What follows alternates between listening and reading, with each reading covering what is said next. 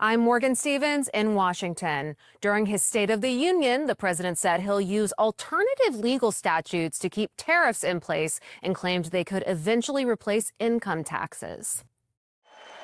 President Donald Trump says that tariffs, rejected by the Supreme Court last week, will continue. Will remain in place under fully approved and tested alternative legal statutes. And they have been tested for a long time.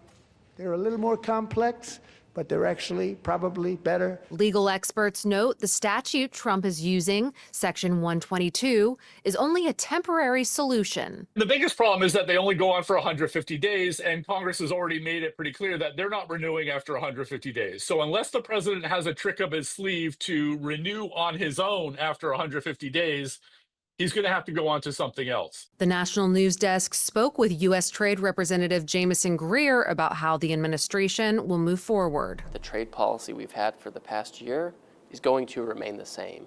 The Supreme Court came down and they said that there's one element of the president's tariff program where he couldn't use that particular legal authority. Congress has given several other legal authorities, and so we're just going to use those instead. Trump doubling down that tariff revenue will eventually be able to replace federal income taxes. I believe the tariffs paid for by foreign countries will, like in the past, substantially replace the modern-day system of income tax, taking a great financial burden off the people that I love. Income taxes are the government's primary source of revenue, generating around $2.6 trillion annually. But experts say tariffs won't bring in enough to replace income tax revenue. Trade expert Kimberly Clausing from the Peterson Institute for International Economics told us, this is not within the realm of possibility.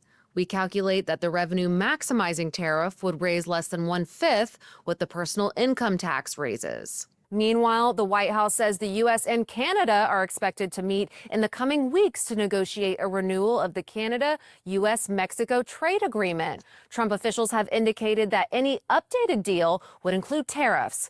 In Washington, I'm Morgan Stevens.